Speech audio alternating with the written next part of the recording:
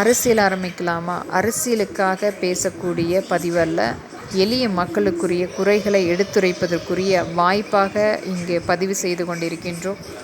அனைத்து மக்களுக்குரிய வாய்ப்புகளை இன்றைக்கு ஒவ்வொரு முறையிலும் நிராகரிப்பு மட்டுமே நம்மளுடைய ஏழை மக்கள் இழந்து கொண்டிருக்கின்றார்கள். 30% பணக்கார வர்க்கங்கள் மட்டுமே நம்மை ஆண்டு கொண்டிருக்கின்றார்கள். 70% மக்களுடைய உரிமைகள் முழுமையாக பறிக்கப்பட்டு கிடைக்கும் வேலைகளை செய்து கொண்டிருக்கின்றோம். நமக்காக, நம்மளுடைய உரிமைக்காக பேசக்கூடியவர்கள் தேசிய பணியாளர்கள். ஆனால் இன்றைக்கு உருமாற்றி அவர்களை தேசிய தீவிரவாதிகள் என்றும் அவர்களை சுட்டு கொல்லப்பட வேண்டும் என்று எண்ணற்ற அரசியல் ரீதியான ஒடுக்குமுறைகள் இன்றைக்கு ஆட்சி பொறுப்பில் பிரதமராக அமர்ந்திருந்தாலும் நரேந்திர மோடி என்ற ஒரு முகமூடி நகைச்சுவை நபராக இருந்தாலுமே பாசிசம் அரசியலாக ரஷ்யாவுக்கு நம்மளுடைய ஏழை எளிய மக்களுடைய வறுமையை பயன்படுத்தி வரிகளுக்கு மேல் வரிகளை எடுத்து அந்த பணத்தை ரஷ்யாவுக்கு இன்றைக்கு முழுமையாக ஒரு சிறிய நாட்டை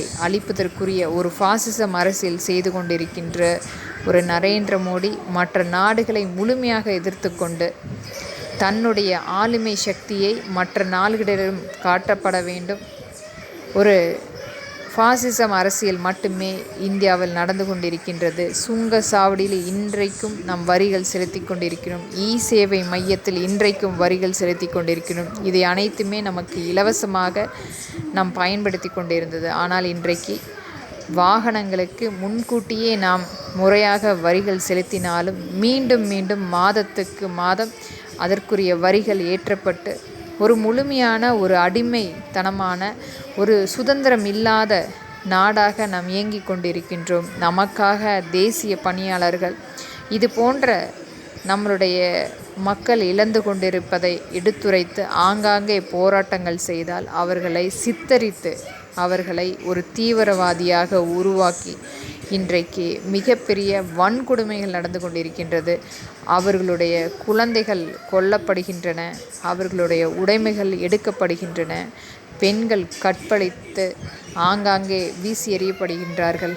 அவர்களுடைய சொந்த பந்தங்கள் எங்கே இருக்கின்றார்கள் என்ற நிலைமை தெரியாமல் ஒரு மிகப்பெரிய வன்கொடுமை செய்து கொண்டிருக்கும் இந்த நரேந்திர மோடி என்ற மிகப்பெரிய ஒரு ஆளுமை சக்தியாக பாசிசம் அரசியலாக செயல்பட்டு கொண்டிருக்கும். ஆட்சி மாற்றம் கண்டிப்பாக ஏற்படுத்தப்படும். மக்களுக்குரிய உரிமைகள் மீட்டெடுக்கப்படும்.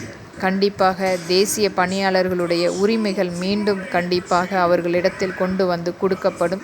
அவர்கள் கேட்கக்கூடிய உரிமைகள் மீட்டெடுத்து முழுமையாக அவர்களிடத்தில் கொண்டு வந்து அனைத்தையுமே கொடுக்கக்கூடிய ஆட்சி மாற்றம் கண்டிப்பாக ஏற்படுத்தப்படும். நாம் என்றைக்குமே ஒற்றுமையாக செயல்படுவோம்.